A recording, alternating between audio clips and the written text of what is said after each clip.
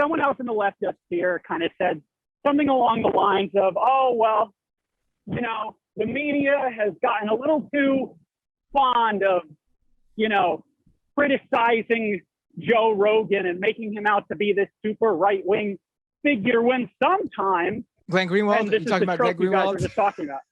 You talking about Glenn Greenwald? I'm sure he said, I'm not even talking.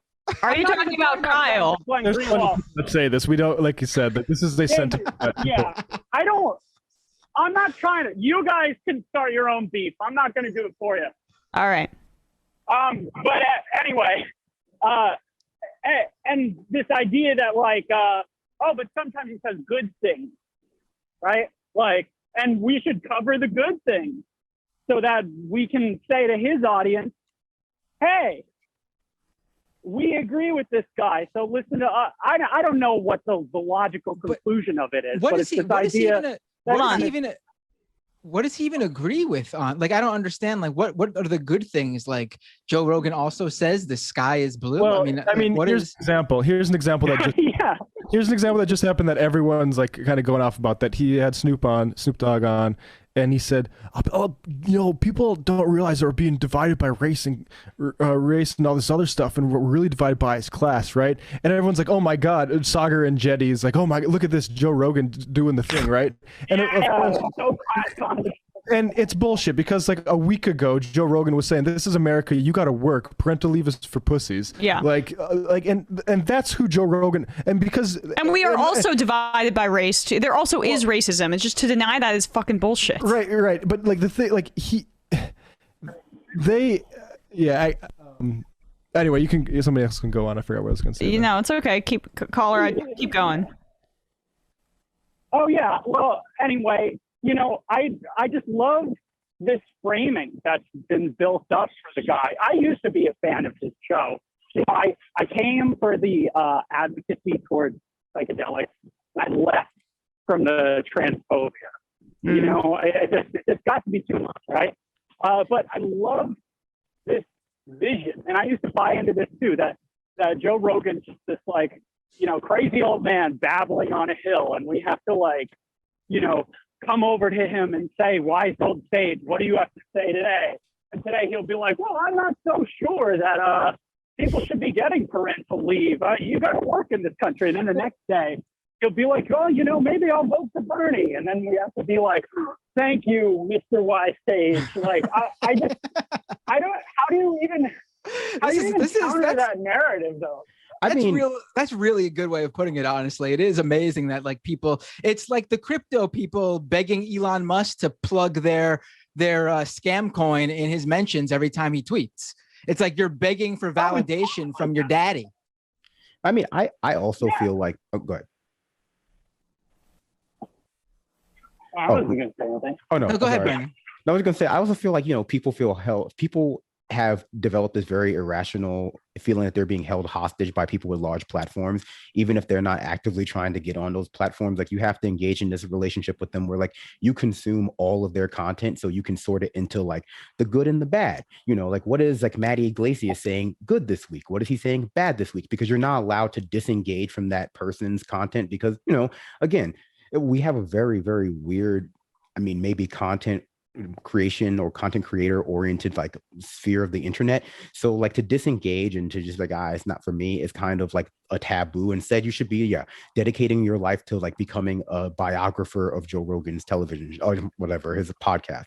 It's, you know, it's ultimately just not that serious. Like you can critique Joe Rogan's show, like the arc of it, without watching every episode, because like you said, you know, we know the ratio of demagogues to like Cornel West that he has on. It's very minuscule. It's like, it's just trying to get people so invested in the, you know, you're watching the show all the time, you're like reading the articles from the New York Times all the time, and that's the thing I would highlight, that like this mentality that people espouse about Joe Rogan is the same that they espouse about the Bill Maher show. It's the same that they espouse about the New York Times. It's the same they espouse about like any outlet or person that could theoretically platform another content creator, because there is a level of like, you know, social profession bias towards like, well, going on the Joe Rogan show would promote me to a point that would elevate me out in my personal career. And isn't that just also a step for, you know, equality. And so I think you got to be careful of letting people convince you that you have to become a fan of somebody in order to be a critic of them too, because ultimately then you just find yourself investing your time to, like, I don't know, like what, being able to get a gotcha on another like Joe Rogan fan. Like, they're not interested in that either.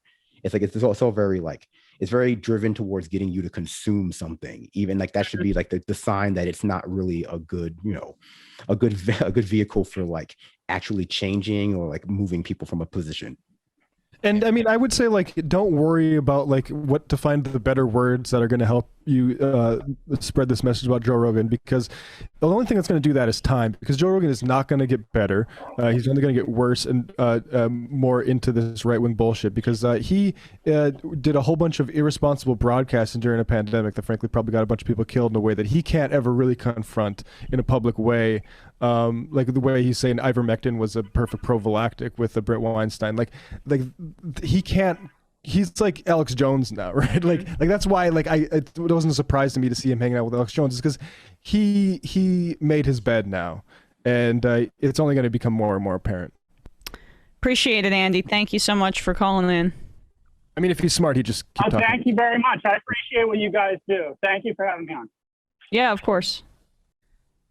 Also, right. though, I also want to say I do think that if Cornel West or Bernie Sanders ever gets invited, or anyone like that gets invited back to Joe Rogan's show, I do still think there's value in that. I mean, especially now where it's quite clear who his audience is. So I don't think they're bringing anyone to him.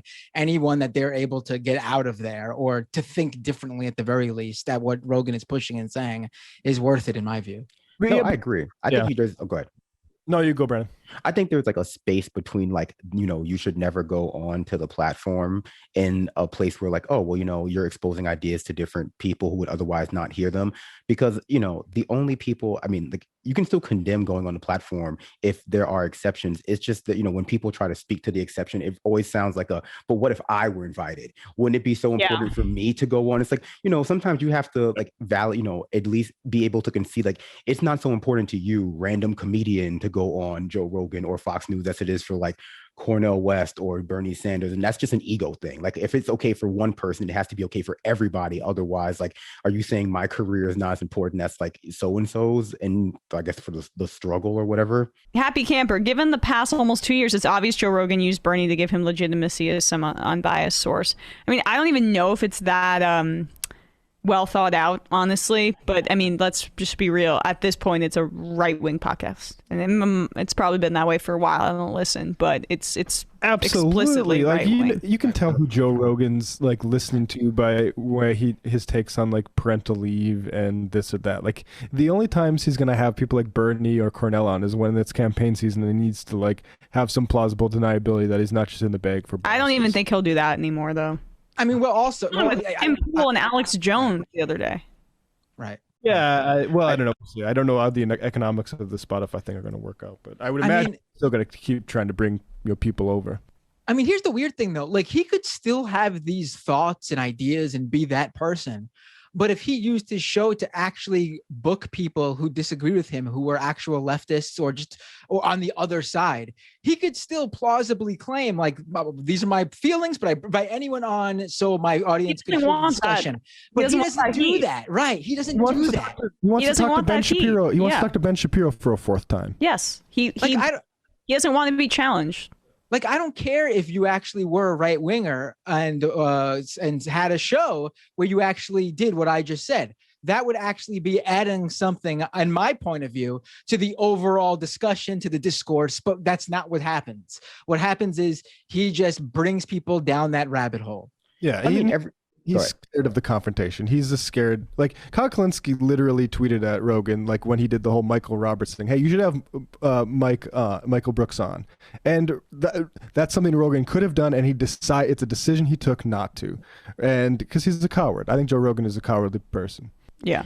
No, I agree. And I think that's like a branding thing. The idea that, like, what excuses the clear ideology of a platform is that we have this like theoretical diverse plurality of guests or writers or speakers, when in reality, you know, every time someone says it, like, it all it takes is like some cursory Googling of like their last 10 or 15 articles or, you know, episodes to see what that like actual percentage is. And it's like, oh yeah, this is just like to say that you do it so people can't claim to know anything about your ideology that, you know, you haven't said out loud. It's all very, you know, I think that the best thing about his branding is that he's able to present himself as somehow being outside of that like mainstream, you know, pundit like jerk off culture dynamic that he criticizes. But it's like, you know, it's all the same.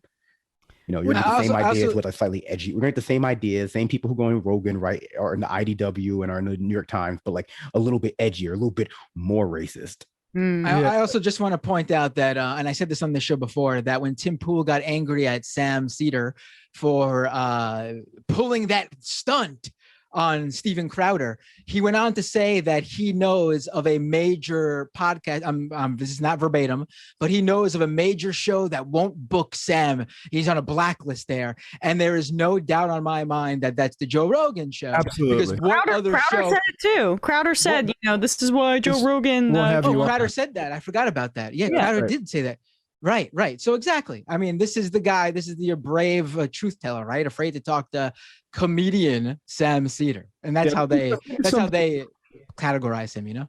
Yeah, exactly. Like maybe someday we'll find Rogan will find a courage supplement, and he'll be able to have a conversation with somebody that knows what the fuck he's talking about. I mean, right-wing ideology is just so flimsy, even when it's like kind of thought out by people who spend a lot of time thinking it out, that to expose yourself to someone who is like, you know, is not going to give you the most generous birth is just to, you know, consign yourself to being embarrassed, and they don't want to do that.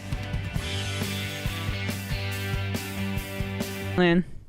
I mean, if he's smart, he just keep talking. Thank you very much. I appreciate what you guys do. Thank you for having me on. Yeah, of course. Oh.